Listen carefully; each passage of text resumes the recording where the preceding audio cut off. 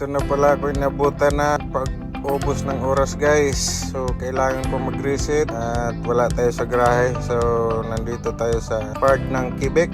Kailangan nating iwan yung truck muna at tayo ay maggagala para ma-refresh ang ating sarili. Alright, let's go!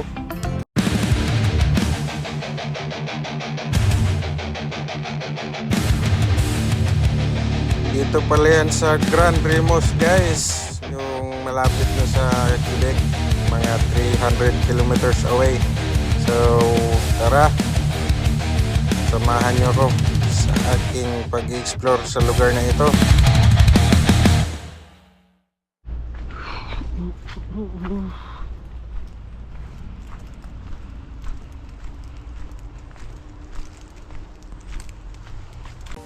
Ito pala yung una kong pinuntahan guys, yung spot na to, napakaganda, malamig-lamig yung hangin, saka siyempre refreshing yung paligid, parang bumabalik yung lakas mo.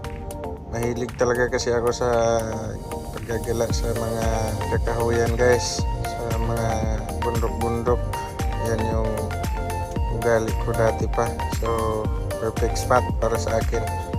Alright. Pagkatapos kong kumambay pala doon guys, pumunta ako dito sa dulo. Ayan, kasi dito parang restaurant na may gasolinahan. So tara, puntahan natin. Dito naman tayo magtambay at magpalipad ng drone. Alright guys,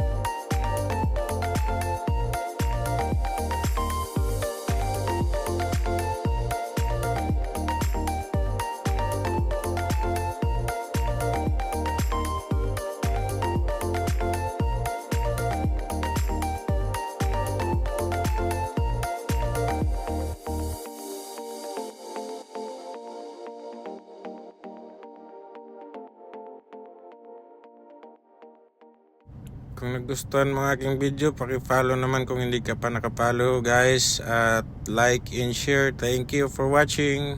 Bye bye. See you next video.